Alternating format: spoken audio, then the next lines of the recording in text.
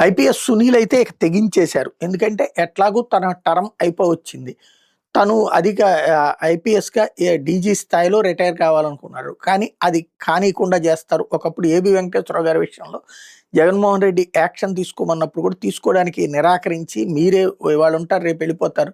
మా పరిస్థితి ఏంటి ఇప్పుడు ఏబీ వెంకటేశ్వరరావుని ఇబ్బంది పెడితే రేపు నన్నైనా ఇబ్బంది పెడతారు వాళ్ళు అవతలోళ్ళు అన్నటువంటి చెప్పుకొచ్చినటువంటి వ్యక్తి అని ఆయన సన్నిహితులు చెప్తుంటారు. అట్లాంటి సునీల్ ఇప్పుడు హెరాస్మెంట్ అయితే ఫేస్ చేస్తున్నారు. ప్రస్తుతం సస్పెన్షన్‌లో ఉన్నటువంటి సునీల్ కుమార్, రఘురామకృష్ణరాజేమో తనే తనను కుట్టించినటువంటి వ్యక్తి అంటూ కేసు పెట్టడం, దాని మీద నోటీసులు ఎదుర్కొంటున్నటువంటి దశలో తాజాగా కీలకమైనటువంటి వ్యాఖ్యలు సునీల్ చేసినటువంటిది ఇప్పుడు సంచలనం సృష్టిస్తుందో, అతనే పెట్టినటువంటి పోల్‌కి తనకు అనుకూలంగానే ప్రజల నుంచి రావడం అన్నటువంటిది ఇక్కడ కీలకమైనటువంటి అంశమైంది.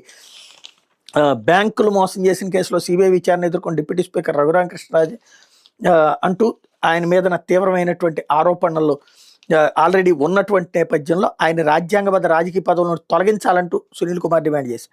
సిబిఐ దర్యాప్తు సక్రమంగా జరగాలంటే ఆయన రాజ్యాంగబద్ధ పదవుల్లో ఉండకూడదన్నారు. సుప్రీంకోర్టు తోసిపుచ్చినా కూడా తన మీద కేసు నమోదు చేసి దర్యాప్తు కోసం ఐపీఎస్ అధికారిని తనను సస్పెండ్ చేసిన విషయాన్ని పివి సునీల్ కుమార్ గుర్తు చేశారు. మరి బ్యాంకులు మోసం చేసిన కేసులో రఘురామకృష్ణరాజును విచారించాలని సుప్రీంకోర్టు ఆదేశించింది కదా అని ప్రశ్నించారు. ఈ నేపథ్యంలో సక్రమ దర్యాప్తు కోసం రఘురామకృష్ణరాజును అన్ని పదవుల నుండి తొలగించాలని డిమాండ్ చేశారు. అప్పుడే సమన్యాయం పాటించినట్టు అవుతుందని కూడా వ్యాఖ్యానించారు. ఈ మేరకు ఆయన ఫేస్బుక్ ఎక్స్ ఖాతాలో బుధవారం పోస్ట్ చేశారు.